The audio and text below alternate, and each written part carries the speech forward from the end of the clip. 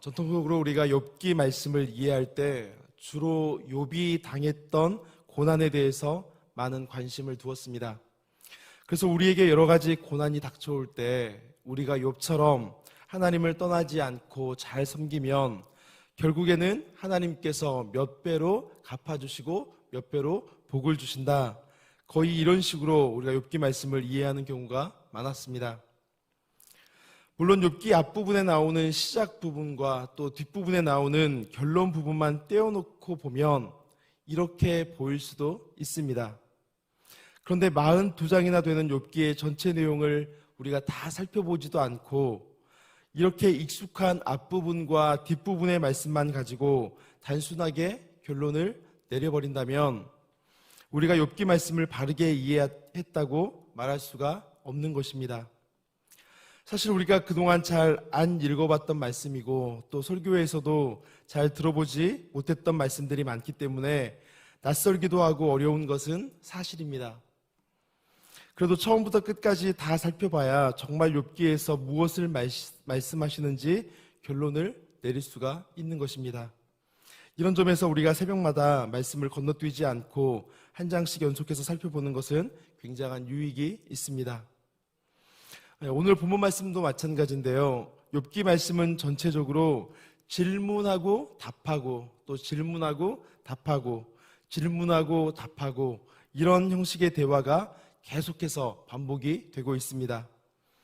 문제는 내용을 가만히 살펴보면 묻는 사람이 대체 무엇을 묻고 싶어 하는 건지 모를 정도로 굉장히 표현을 어렵게 해서 묻거나 또 대답하는 사람이 대체 무엇을 말하고 싶은 건지 모를 정도로 굉장히 어렵게 대답하는 것처럼 느껴지는 그런 부분들이 많이 있다는 것입니다.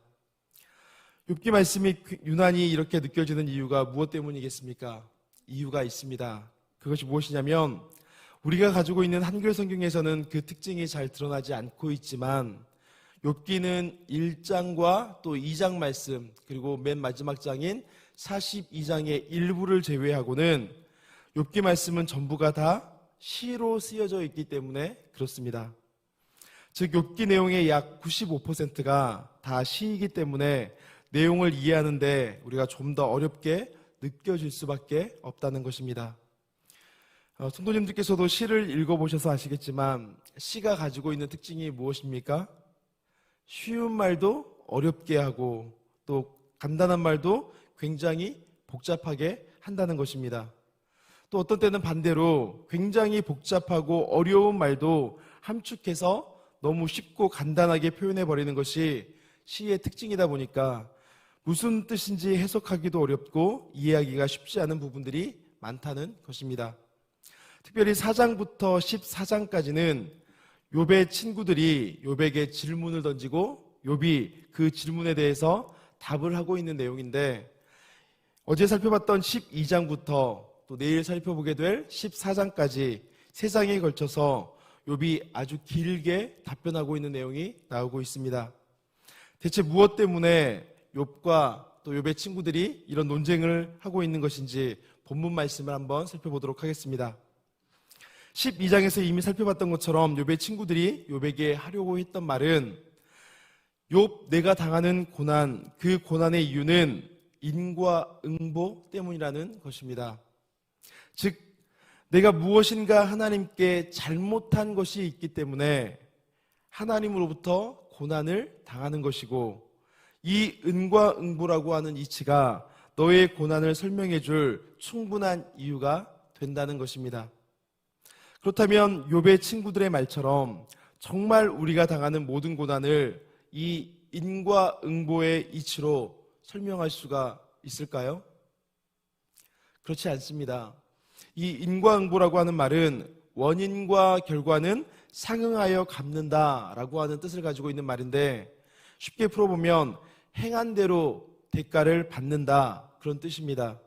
그러니까 착한 일을 하면 상으로 보상을 받고 또 나쁜 일을 하면 벌로 보상을 받는다 이런 말이죠. 가만히 생각해 보면 우리 생각에도 이것은 당연한 이치이고 굉장히 맞는 말처럼 들릴 수가 있습니다. 그리고 세상의 많은 종교들에서 이 인과응보를 말하는 종교들이 많이 있습니다.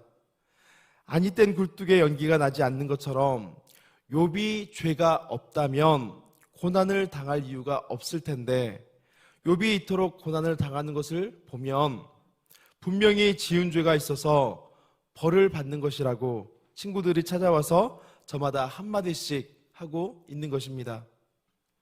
고난당하는 사람에게 위로의 말을 건네기는커녕 이렇게 마음을 후비는 말들을 널어놓는 것을 보면 말이 친구지 사실은 원수와 같은 존재들이라고 할 수 있을 것입니다. 욥은 이런 친구들에게 멱살을 잡고 싸움을 한 게 아니라 인과응보가 자신의 고난을 다 설명해 줄 수 없다고 아주 길게 항변하고 있는 내용이 방금 우리가 읽었던 이 말씀입니다. 먼저 1절과 2절 말씀을 보시겠습니다.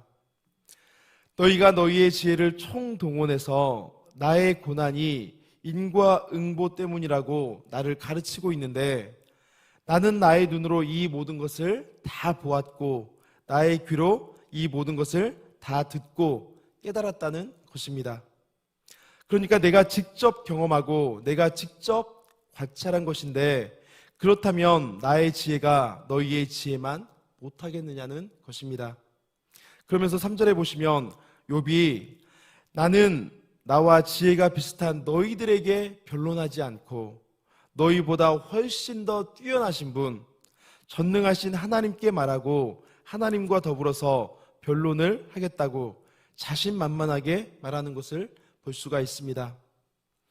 그리고 4절 말씀해 보시면 나의 고난이 이 인과응보 때문이라고 말하는 너희는 거짓말하는 사람들일 뿐이고 다 쓸모없는 도움이 전혀 안 되는 돌팔이 의사와 같다고 몰아세우면서 너희가 참으로 잠잠하면 그것이 너희의 지혜일 것이라고 그냥 잠자코 조용히 있는 게 그나마 너희가 지혜로워 보이는 방법이라고 욥이 친구들에게 충고하고 있습니다.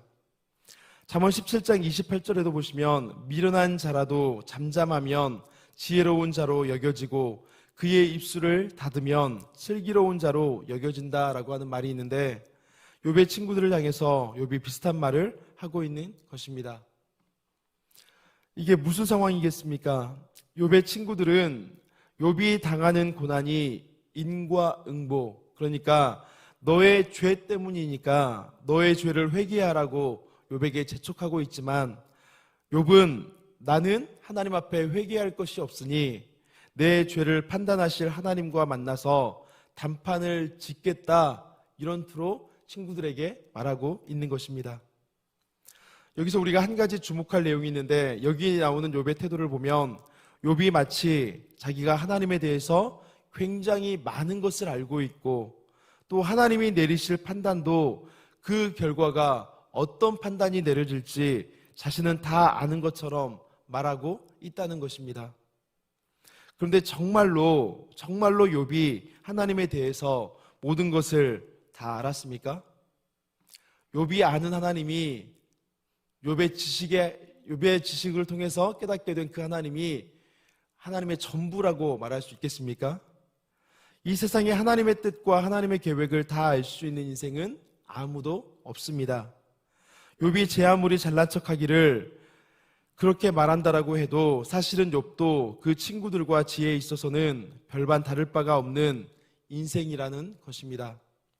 그래서 나중에 살펴보겠지만 42장 5절과 6절 말씀을 보면 욥이 이런 고백을 하고 있습니다. 내가 주께 대하여 귀로 듣기만 하였사오나 이제는 눈으로 주를 배옵나이다. 그러므로 내가 스스로 거두어드리고 티끌과 제 가운데서 회개하나이다 라고 하나님 앞에 고백하는 장면이 뒷부분에서 나오고 있습니다. 그러니까 오늘 우리가 읽었던 이 13장에서 마치 욥이 하나님에 대해서 많은 것을 알고 있고 모든 것을 알고 있는 것처럼 그렇게 말을 하고 있지만 결국에는 하나님을 통해서 자신이 어떠한 사람인가를 알아가는 그 시간들을 통해서 자신은 결국 하나님 앞에 하나님을 귀로 듣기만 하고 하나님을 온전히 알 수 없었던 그러한 연약한 존재라고 하는 것을 깨닫게 된다는 것입니다. 지금 우리가 하나님을 다 아는 것처럼 또 이것이 하나님의 뜻이 확실한 것처럼 그렇게 확신에 찬 지식을 가지고 있다고 하더라도 결국 우리는 하나님을 날마다 더 경험하면서 하나님을 아는 더 온전한 지식을 갖기 위해서 날마다 늘 힘써야 한다는 것입니다. 그러면서 7절부터 12절 말씀 부분에 보시면 욥이 친구들에게 말하기를 너희의 말은 하나님을 잘못 전하고 있는 거짓말에 불과하다고 나무라고 있습니다.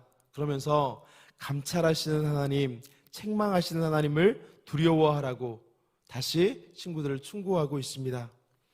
욥이 이렇게까지 말할 수 있었던 것은 자신이 온전하다는 것을 하나님이 알고 계신다라고 하는 자신감이 있었기 때문입니다.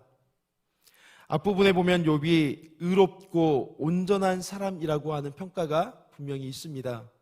그리고 하나님께서도 욥이 의롭고 완전한 자라고 하는 것을 인정해 주셨습니다. 그래서 변론하겠다는 것인데 이 내용이 13절부터 19절 말씀에 나오고 있습니다. 13절 말씀에 보시면 나의 이런 변론이 하나님께 받아들여질지 아니면 아무 소용이 없는 말이 될지 아니면 하나님께서 이 말씀을 듣고 하나님을 노하시게 해서 내가 위험에 빠지게 될지 알 수 없지만 무슨 일이 닥치든지 나는 물불을 가리지 않고 반드시 이 일을 하겠다라고 말하고 있습니다. 그런 다음에 20절부터 본격적으로 하나님께 변론하는 내용이 나오고 있는데 먼저 욥이 하나님께 두 가지를 요청하고 있습니다. 첫 번째는 주의 손을 나에게 대지 말아달라는 것이고 두 번째는 주의 위엄으로 나를 두렵게 하지 말아달라는 것입니다. 욥이 하나님 앞에 왜 이런 두 가지 요청을 하는 것이겠습니까? 하나님의 손이 자신에게 부당하게 해를 입히고 있다고 그렇게 오해하고 있기 때문에 그렇습니다. 죄 없는 내가 고난을 당하는 것은 결국 하나님의 손이 나를 부당하게 대우하고 계시기 때문에 악인과 똑같이 나를 대하고 계신다라고 그렇게 욥이 생각하고 있다는 것입니다. 그러면서 내가 겪는 고난이 죄 때문이라면 그 죄가 무엇인지 가르쳐 달라고 묻지만 결국 하나님께서 욥의 이 질문에 아무런 응답이 없이 침묵하시자 24절에서 욥은 탄식과 절망을 느끼고 있습니다. 하나님이 얼굴을 가리셨다. 하나님이 자신을 적으로 여기셨다. 이것이 다 탄식의 소리입니다. 그렇게 하나님으로부터 답을 듣지 못하자 욥이 내린 결론이 무엇입니까? 26절 말씀해 보시면 내가 어렸을 때 범했을지 모르는 그 죄 때문에 하나님이 과거에 지었던 나의 죄를 소급해서 지금 나에게 처벌하시는 것이라고 욥이 또 다른 결론을 내리고 있는 것입니다. 그러니까 과거에 지은 죄에 대해서 하나님께서 때늦은 처벌을 지금 하고 계시고 그래서 자신은 썩은 물건이나 좀 먹은 의복처럼 완전한 파멸에 빠지게 되었다고 하나님 앞에 한탄을 하고 있는 것입니다. 욥은 자신이 죄를 얼마나 많이 지었길래 이렇게 엄청난 고난을 주시는지 알려달라고 하나님 앞에 항변하고 있습니다. 그러면서 하나님께 자신을 피하거나 원수로 생각하지 마시고 자신이 지은 죄를 알려달라고 그렇게 간구하고 있습니다. 어쩌면 알 수 없는 고난을 당할 때 우리의 머릿속에 가장 먼저 스쳐가는 생각도 욥의 친구들이 했던 생각, 또 욥이 했던 이런 생각과 같을 수가 있습니다. 내가 어떤 큰 죄를 지었길래 하나님께서 오늘 나에게 이런 고난을 주시는 걸까? 내 죄 때문에 하나님이 벌을 주셔서 이 고난이 왔다고 생각하기가 쉬운데 다른 건 잊어버리셔도 이것만큼은 오늘 꼭 기억하셨으면 좋겠습니다. 하나님은 구원받은 자기 백성을 더 이상 죄에 따라 심판하시지 않습니다. 그리하지 않겠다라고 우리에게 약속해 주셨습니다. 우리는 예수 그리스도를 통해서 하나님의 심판에서 완전히 벗어난 하나님께서 우리를 의롭다 인정하여 주신 그런 사람들이라는 것입니다. 물론 우리가 잘못된 길을 갈 때는 돌아오게 하시려고 하나님께서 고난을 주셔서 우리를 징계하실 때도 있습니다. 또 어떤 고난은 우리의 지혜로 도무지 헤아릴 수 없는 그런 고난도 있을 수 있습니다. 그럴 때 우리가 어떤 마음을 가져야 될까요? 이런 고난은 멸망의 고난, 심판으로서의 고난이 아니라 하나님의 거룩하신 뜻과 계획 가운데 허용된 고난이겠구나. 그 고난의 의미를 우리가 다 이해하고 다 깨달을 수는 없지만 우리를 구원하신 하나님은 신실한 하나님이심을 믿고 그 고난 가운데서도 반드시 구원해 주실 것을 믿고 하나님을 놓치지 않는 것입니다. 오늘 우리의 삶이 하나님 앞에 이렇게 드려질 수 있기를 간절히 소원합니다. 우리는 더 이상 죄의 올무가 아니라 하나님의 은혜 안에서 살아가고 있는 사람들입니다. 하나님은 믿는 우리의 과거의 죄뿐만 아니라 현재의 죄 그리고 앞으로의 죄까지 우리의 모든 죄의 문제를 다 용서해 주시고 해결해 주셨기 때문에 지금의 고난이 이전에 지었던 죄의 형벌이 아닐까 괜히 두려워하고 근심할 이유가 전혀 없다는 것입니다.